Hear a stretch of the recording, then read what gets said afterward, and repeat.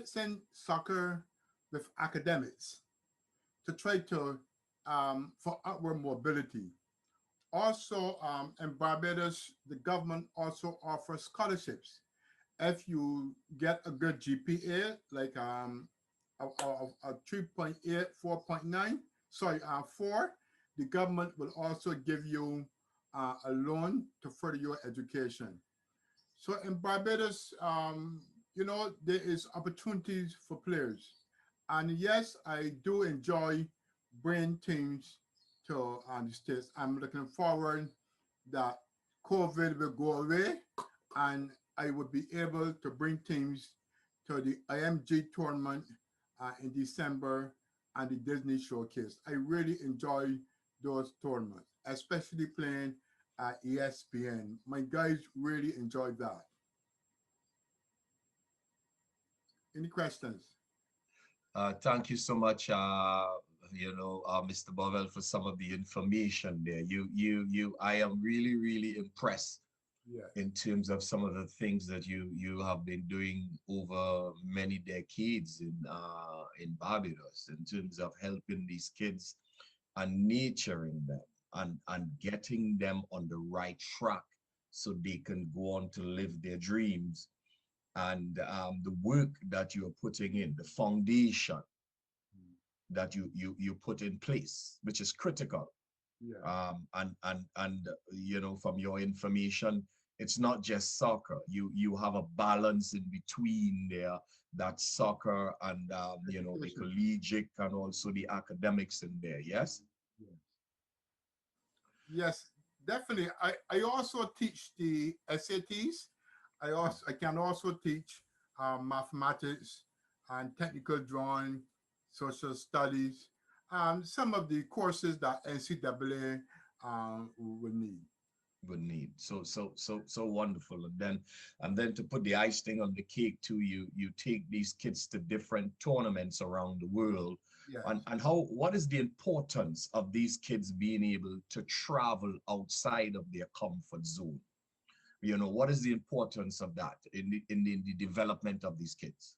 Yes, the importance is to showcase their skills and to many college coaches because, you know, Barbados is a small island. So we might not have as many coaches or they would like to come to Barbados. A coach would like to come to Barbados and see a lot of players. But when you come to Barbados, you can only see a limited amount. But so what we do is to travel, is to position ourselves, is about position ourselves in front of so many coaches. So what we will do, we will go to a IMG tournament first, and that's basically from around the 19th to the 21st of December or the 22nd. And then from there, we move from there and go to Disney. From the Disney Boys Showcase is from December the 27th to the 30th. So we pay one airfare and hit two showcases with one stone. Right. Interesting. And Yeah. what is some of the you would say in terms of the development? How does this tournament assist these kids in their journey forward to play in the collegiate level or to represent Barbados national team? How does this tournament prepare these kids? But it's a showcase. So the guys will prepare themselves.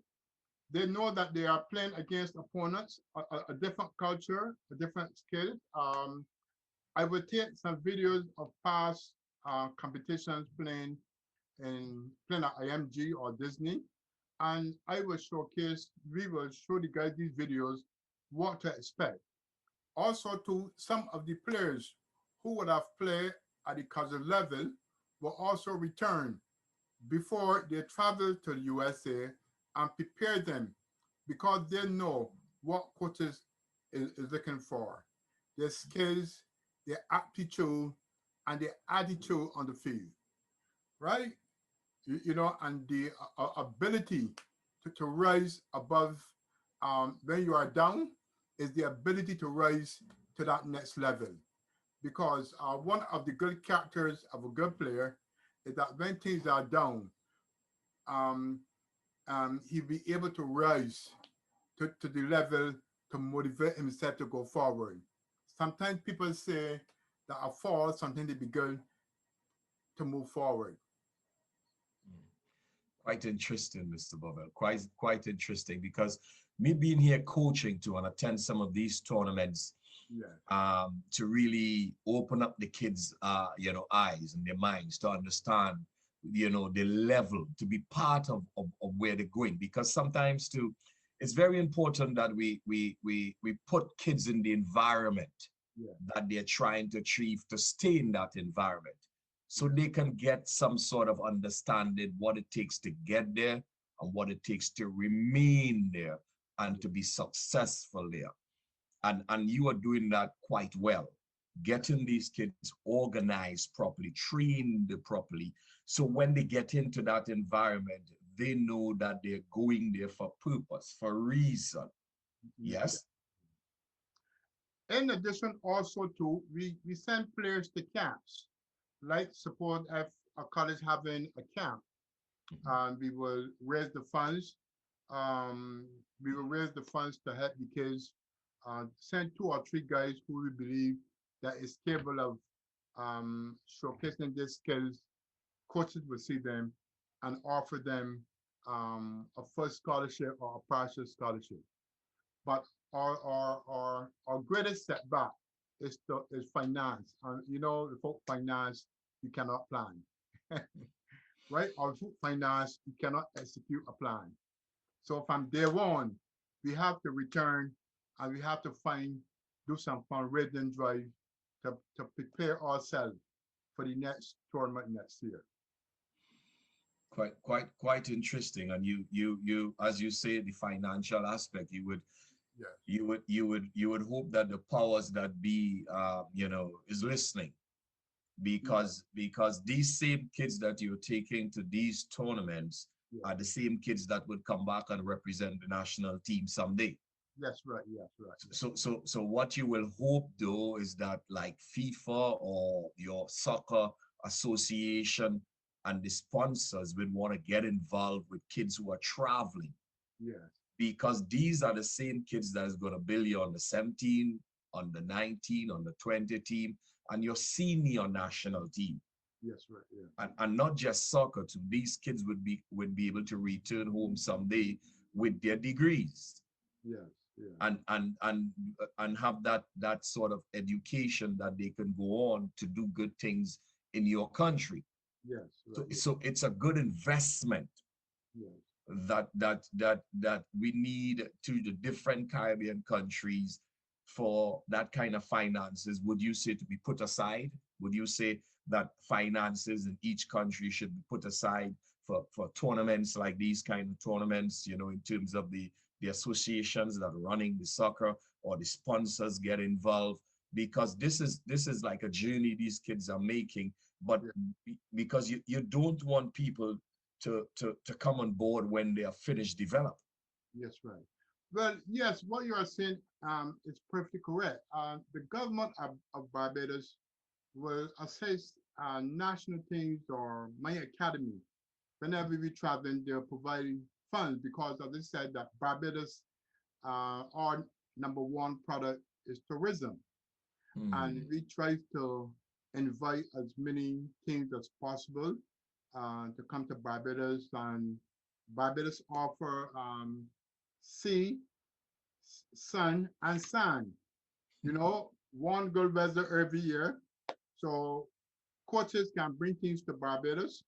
You can contact me through you, and we will be able to host you in the competition or arrange for you to practice um, at the National Association AstroTurf or the University of the West Indies AstroTurf. So yes, government do help us a lot because it's also to be export to our academics, right? We get people to learn so that they can work overseas and send back their foreign exchange to help further develop their country. So as I said, we also export academics.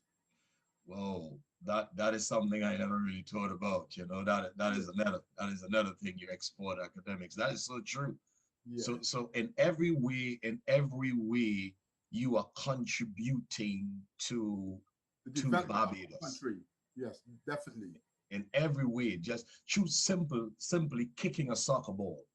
Yes, yes, You are developing Barbados, Mr. Job. yes, right. Yes, yeah. Would you like if you could really explain or go into some information, because the information you're giving me here, you are not just getting kids into school, you're really developing Yeah, Barbados in all sorts of ways: the tourism industry, yeah. sports, But national teams, I think yes, right. finances, people sending back finances to the family when they start to work, yeah, the tourism department. Yes, yes, definitely. And also to the hotels. The hotels just come on board. Whenever coaches comes to Barbados, um, I will call upon a hotel who sponsor the the accommodation for coaches. So they are part, and we also encourage coaches to bring things to these hotels so that everybody will get some sort of benefit. Mm. So it's all about total development, right? Building character, building skills, building life skills. You know, we teach kids how to speak, how to um, different qualities of life. We try our best to teach our kids to make them um, the number one product. A balanced citizen. Balanced citizen, exactly. Balanced citizen. And this is quite interesting, because we have some coaches that is logged on here on the Zoom feed, and some of them on the social media. Mhm. And this is critical information that you're sharing here, because as a soccer coach, we need to develop that the person, Yes, the person we need to develop. It's not just about soccer we are talking about here. We are talking about a human being, yes, and exactly. we need to develop this person to go on to study, to go on to be a better human being, to go on to get their qualification, to their family. We need to teach them, order, discipline, how to carry themselves in Yeah, the environment that they're going, how to be a part of a team. And it's not me, it's not I, it's we, it's us.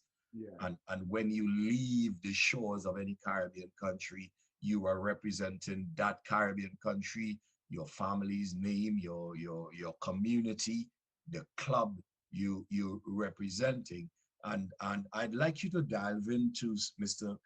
Bovell, to the kids you have in the US right now, because you have a number of kids in the US attending top universities and colleges, and I know they will contact you and chat with you, and they would open up doors for other kids to get involved. Yes? yes, right. What also we do in the academy is that we encourage our members to play two sports, primarily track and field and soccer. We have this a player by the name of Trey Hines. He's at Redden Baptist University. His first scholarship was a 4-year scholarship in track and field, and he finished his first degree. Then he get a 1-year scholarship, and he completed his master's. So now he's doing his PhD, right? So we encourage players to do one or two sports. We had Torian Vent, um, but he just finished the University of North Florida. Um, we have Jeremiah McCullin. He's at Darts University. You know, there are so many of them out there that sometimes it's very difficult to remember all of them, right? But um, I will ask you to give them a chance at some point where they can speak on their journey, right? Yes. Where I, you I, can entertain them. I